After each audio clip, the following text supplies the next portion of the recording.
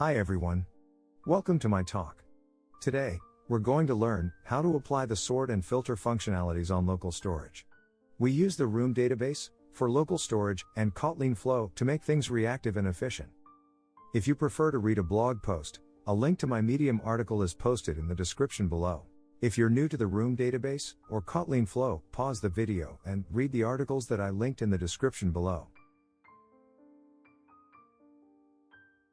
For the sake of this article, assume we're building a subscription app where users can save their list of subscriptions with details like name, amount, category, which we call label from now. So we are going to have two entity classes, subscription and label.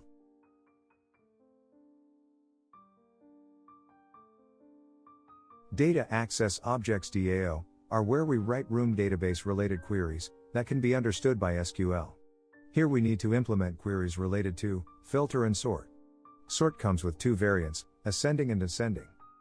Let's start with filter. Room makes it simple to write filter queries with the combination of where and in operators. Coming to return type, we use flow to keep the app reactive with the changes made in Room database. Next comes sort. As I said, sort comes in two variants.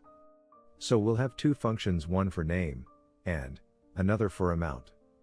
Each function takes an integer as input. If the input is 1, then we will sort in ascending.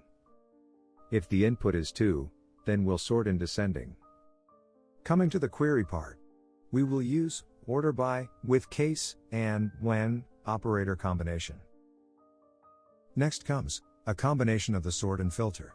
This will be simple. We combine the above two queries and create two more queries that work in the combination of filter and sort for both name and amount. That's all. We're done with the first part of complicated things. Next comes the ViewModel with the flow. Before we start with the ViewModel, let's create two enum classes, sort type with ascending, descending, and none as arbitrary values, and sort field with name, amount, and none as arbitrary values. Now, coming back to ViewModel, let's start with label ID of type integer and mutable state flow of type Kotlin triple. Sort type, sort field, and an integer are the data types of the triple. Now we use flat map lattice to execute appropriate Room queries based on the sort and filter options. Flat map lattice returns a flow that switches to a new flow produced by the transform function every time the original flow emits a value. In our case, the original flow is sort flow, and the transform function will be the execution of the Room database queries. This might be overwhelming. Don't worry, we'll implement the logic step by step in the simplest way possible. Let's start with the logic inside the lambda with the first parameter in the triple, which is sort field. We use when to handle all possible cases of sort field.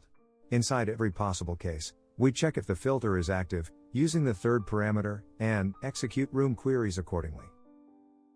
If you can see, flat map lattice returns flow to keep things reactive.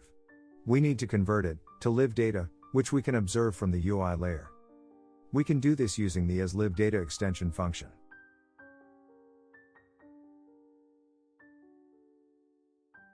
Pretty much the hard part is done. Let's observe it from view. If you're using Jetpack Compose, like me, I suggest using observe as state to keep UI updated all the time.